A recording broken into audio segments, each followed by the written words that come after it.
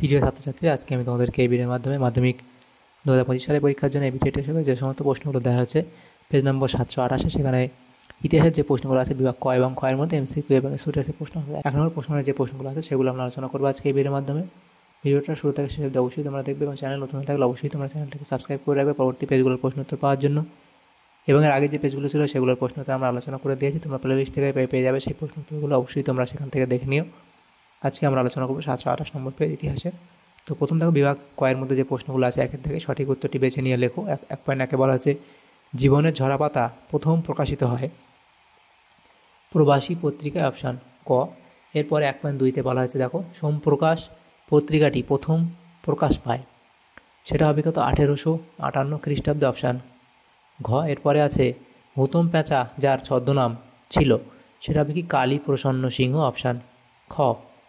এরপরে আছে 1.4, সেটা হচ্ছে কি কলকাতা মেডিকেল কলেজে প্রথম পোস্টমর্টেম করেন কে, সেটা মধুসূদন গুপ্ত, অপশান খ। এরপরে প্রশ্ন আছে দেখো যে ভবানী পাঠক নেতা ছিলেন সন্ন্যাসী ফকির বিদ্রোহের। এরপরের প্রশ্ন 1.6 বলা আছে খুঁতকাঠি প্রথা সম্পর্কযুক্ত, সেটা হবে কি মুন্ডা বিদ্রোহ। এরপরে আছে 1857 খ্রিস্টাব্দ বিদ্রোহকে প্রথম স্বাধীনতা যুদ্ধ বলেছেন, এটা কে, সেটা তোমাদের হবে বিনায়ক দামোদর সাভারকার, অর্থাৎ অপশান ঘ হবে সঠিক উত্তর। নেক্সট প্রশ্ন 1.8 প্রথম ভারত সচিব ছিলেন লর্ড স্ট্যানলে। এরপরে আছে মাতৃভাষা সংবাদপত্র আইন পাশ করেন লর্ড লিটন, অপশান ক। এরপরে আছে 1.10 ভারত সভা কার্যক্রমের সঙ্গে যুক্ত ছিলেন, সেটা হবে কি সুরেন্দ্রনাথ বন্দ্যোপাধ্যায়।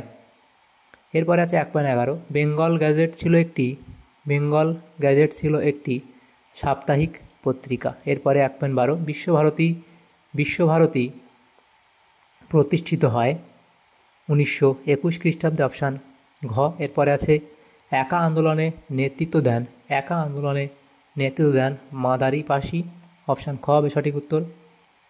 এরপরে যে প্রশ্ন সেটা বলা আছে দেখো, সেটা হচ্ছে ভারতের প্রথম ট্রেড ইউনিয়ন হলো মাদ্রাজ লেবার ইউনিয়ন। এরপরে প্রশ্ন লাঙ্গল পত্রিকার সম্পাদক, সেটা হবে কি নজরুল ইসলাম, অপশান ক। এরপরে 1.16 প্রশ্ন 1.16 দাগের প্রশ্নে বলা হয়েছে চট্টগ্রামে ইউরোপিয়ান ক্লাব আক্রমণে নেতৃত্ব দেন কে, প্রীতিলতা ওয়াদ্দেদার। এরপরে প্রশ্ন আছে 1.17 ডিনামাইট ষড়যন্ত্র মামলায় অভিযুক্ত হন কল্পনা দত্ত, অপশান ক। এরপরে প্রশ্ন 1.18 ভগৎ সিং এর ফাঁসি যে মামলায় হয়, সেটা হবে কি লাহোর ষড়যন্ত্র মামলা। এরপরে আছে রাজা হরি সিং ছিলেন কে, কাশ্মীর রাজা।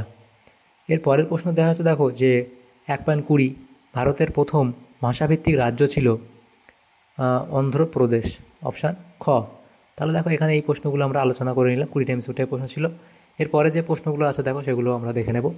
বিভাগ ক্ষয়ের মধ্যে আছে 2 দাগের প্রশ্ন, যে কোনো 16টি প্রশ্ন উত্তর দাও, প্রতিটি উপবিভাগ থেকে অন্তত একটি করে প্রশ্ন উত্তর দিতে হবে। উপবিভাগ 2.1 বলা আছে একটি বাক্যে উত্তর দাও। প্রথম প্রশ্ন 2.1 বলা আছে সরলা দেবী চৌধুরানীর আত্মজীবনীর নাম কি, এখানে লিখবে জীবনের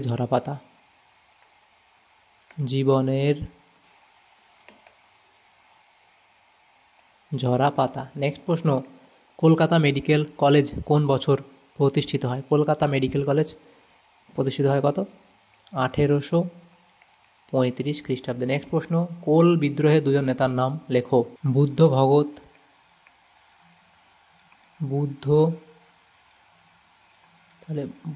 ভগত আর লিখবে সুই মুন্ডা, বুদ্ধ ভগত এবং সুই মুন্ডা, দুজনে লিখতে পারে, দুটো লিখবে। নেক্সট প্রশ্ন স্বামী বিবেকানন্দ কোথায় বিশ্ব ধর্ম সম্মেলনে যোগ দেন, সেটা হবে কত